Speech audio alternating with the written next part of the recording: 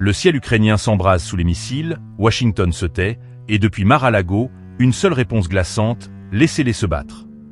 Celui qui promettait la paix en 24 heures vient d'opérer un revirement spectaculaire, et les conséquences pourraient être historiques.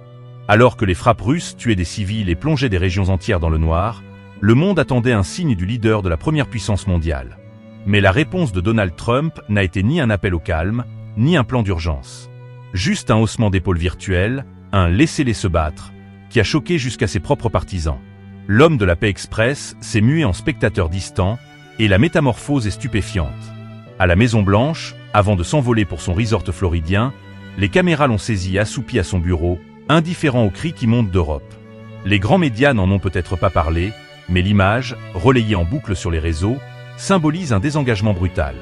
Quelques heures plus tard, depuis le confort de Mar-a-Lago, il publiait un nouveau plan choc, retirer les fonds des assurances santé pour les redistribuer au peuple. Une idée immédiatement qualifiée d'irresponsable, un chemin direct vers la faillite, selon un sénateur républicain lui-même. Pendant ce temps, les démocrates tentaient de proposer un compromis raisonnable, étendre la loi sur les soins abordables pour protéger les familles américaines. Refus net des alliés de Trump, préférant voir des millions de personnes perdre leur couverture plutôt que de maintenir une réforme Obama. L'hypocrisie atteint des sommets. L'administration bloque les aides alimentaires pour les foyers pauvres, tout en approuvant des dizaines de milliards pour des renflouements à l'étranger, 40 milliards partis en Argentine, soit l'équivalent d'un an d'assurance maladie pour tous aux États-Unis. Dans le même temps, le budget de la police de l'immigration explose, transformant l'agence en une machine répressive, tandis que sur les bases militaires, on vend désormais du vin et du cidre estampillé Trump. Les généraux sont remplacés par des fidèles venus des médias, et les priorités du Pentagone semblent avoir basculé. La sécurité nationale cède le pas à la promotion de la marque Trump. Et pendant que Fox News décerne à Melania le titre de « Patriote de l'année », que les supporters du président le glorifient comme le sauveur de la nation, des millions d'Américains voient leur emploi s'évaporer et leur pouvoir d'achat se réduire comme peau de chagrin. Les économistes alertent sur une récession pire que celle de 2008, aggravée par l'effondrement du secteur manufacturier. La réponse de Trump ? Des slogans, des insultes et un mépris affiché.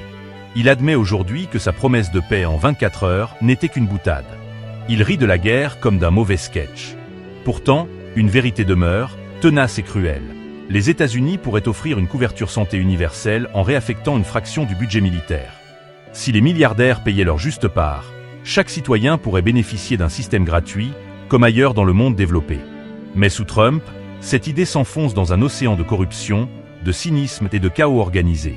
Alors que les missiles continuent de pleuvoir sur l'Ukraine et que les files d'attente s'allongent devant les banques alimentaires, leur président ne trouve que ces mots « laissez-les se battre ». Et si la vraie bataille n'était pas à l'étranger, mais ici même, au cœur d'un système à bout de souffle, quel avenir choisissons-nous quand le leadership fuit ses responsabilités ? La question reste ouverte.